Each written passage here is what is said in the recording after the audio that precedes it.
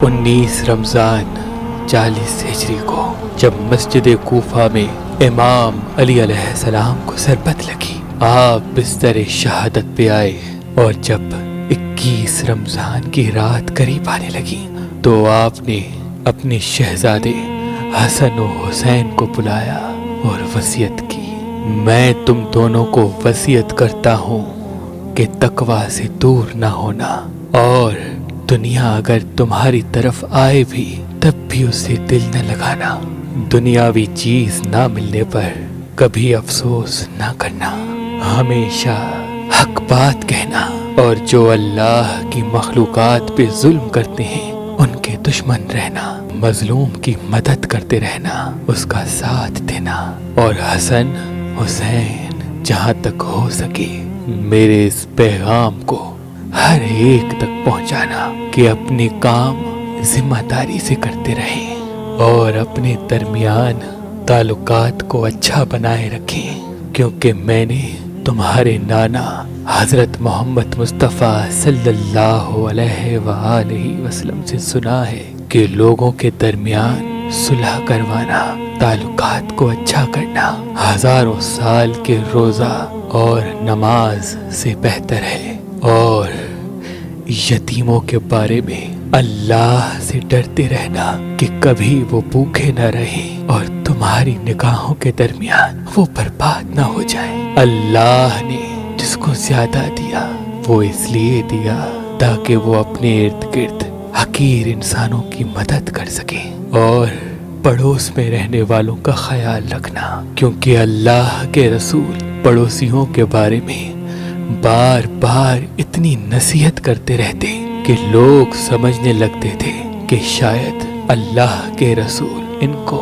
हमारा वारिस भी बनाने वाले हैं। कुरान को समझने और उस पे अमल करने में देर न करना, कहीं ऐसा न हो कि उस पे अमल करने में दूसरे लोग तुमसे आगे निकल जाएं। अल्लाह से नमाज के बारे में डरते रहना, क्योंकि वो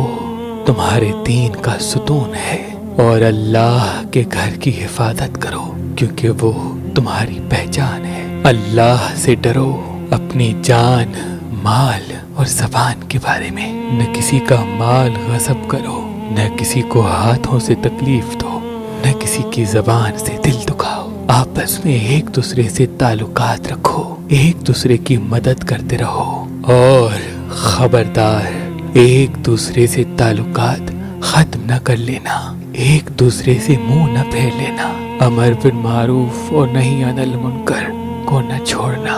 वरना तुम पर बुरे लोग मुसल्लत हो जाएंगे, फिर तुम फरियाद भी करोगे तब भी तुम्हारी आवाज सुनने वाला कोई न रहेगा। और तमाम अब्दुल मुत्तलिब की औलाद को खबरदार कर दो कि वो इंसान का खून न बहाएं इस बात पर कि अमीरुल मोमिनीन को कत्ल कर दिया गया। मैं ये ना देखूं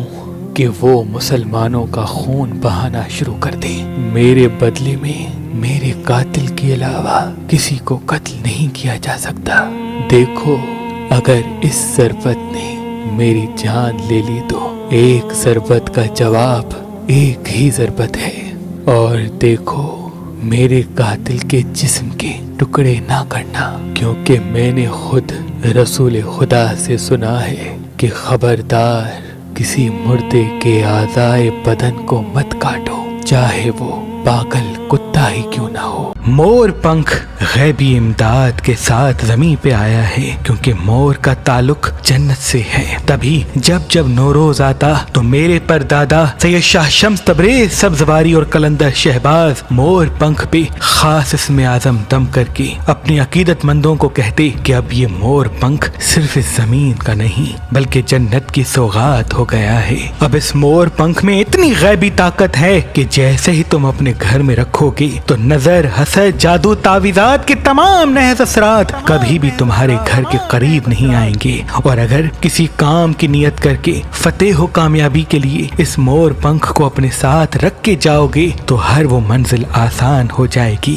चाहे वो मोहब्बत की मंजिल हो, चाहे वो कामयाबी और दौलत की। तभी मेरे दादा शाह शम्स के बाद उनकी औलाद सैयद सदरुद्दीन, सैयद हसन कबीरुद्दीन, सैयद ताजुद्दीन, हकीम सैयद फाजिल शाह, हकीम सैयद गुलाम अली शाह, बीबी इमाम बेगम और बीबी बादशाहजादी शम्सी पुश्त दर पुश्त ये मोर पंख नौरोज के पल इसमें आजम दम करके अपनी अकीदतमंदों को देते आ रहे हैं। तो उसी अपने आबा व अजदाद की रस्म को हमने आपके लिए मेहरबान स्टोन्स पे कायम किया है। अगर आप नजर, हसद, जादू, तावीज़ात और तमाम बंदिशों का मुकम्मल तोड़ करना चाहते हैं तो ये पढ़ा हुआ नौरोज के वक्त मोर पंख अपने घर में रखिएगा। देखिएगा तमाम नहस चीजें आपके घर से दूर हो जाएंगी और ये मोर पंख अपने पास रख के जहाँ भी जाएंगे इंशाअल्लाह फतेह हो कामयाबी पाएंगे। आज, कल और परसों मेहरबान स्टोन्स पे ये पढ़े हुए नौरोज के वक्त मोर पंख फी सबीलिल्लाह रखे गए हैं। तो किसी भी पत्थर के साथ ये मोर पंख फी सबीलिल्लाह हासिल करें। अगर हमारा नंबर मसरूफ मिलता है तो आप हमारी वेबसाइट मेहरबानी.com पे आएं और ये इसमें आजम दमशुदा नौरोज के वक्त पढ़े हुए खास मोर पंख किसी भी पत्थर के साथ फी सबीलिल्लाह हासिल करें। अल्लाह आपको आबाद रखे।